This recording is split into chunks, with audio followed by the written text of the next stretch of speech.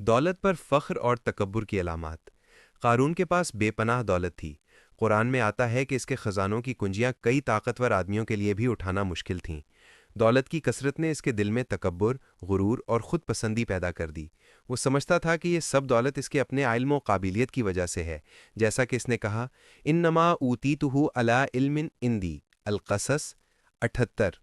مجھے یہ مال و دولت میرے اپنے علم کی بدولت دیا گیا ہے۔ یہ جملہ اس کے تکبر کی انتہا کو ظاہر کرتا ہے۔ وہ یہ ماننے کو تیار نہیں تھا کہ اصل رزق دینے والا اللہ تعالیٰ ہے۔ 2۔ موسیٰ علیہ السلام کے ساتھ رویہ۔ قارون حضرت موسیٰ علیہ السلام کی قوم بنی اسرائیل میں سے تھا۔ ابتدا میں اس نے موسیٰ علیہ السلام کی بات مانی، مگر جب دولت ملی تو وہ بغاوت پر اتر آیا۔ اس نے موسیٰ علیہ السلام کی نبوت اور شریعت کو ماننے سے انکار کر دیا اور ان کے خلاف سازشیں کرنے لگا۔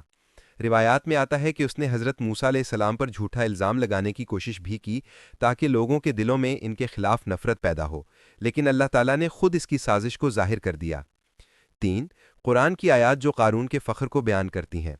قرآن مجید میں سورہ القصص کی آیات 76 تا 82 میں قارون کی کہانی تفصیل سے بیان ہوئی ہے۔ چند اہم آیات۔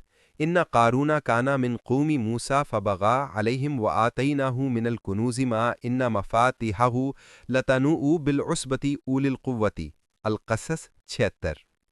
یقیناً قارون موسیٰ کی قوم میں سے تھا، پھر اس نے ان پر ظلم کیا۔ ہم نے اسے اتنے خزانے دیے کہ ان کی کنجیاں طاقتور لوگوں کی جماعت بھی مشکل سے اٹھا سکتی تھی۔ فخرج علی قومہ فی زینتہ، القصص 79۔ پھر وہ اپنی قوم کے سامنے اپنی زینت و شان و شوکت کے ساتھ نکلا۔ فخسفنا بہ وبدارہ الارض، القصص 81۔ پھر ہم نے اسے اور اس کے گھر کو زمین میں دھنسا دیا۔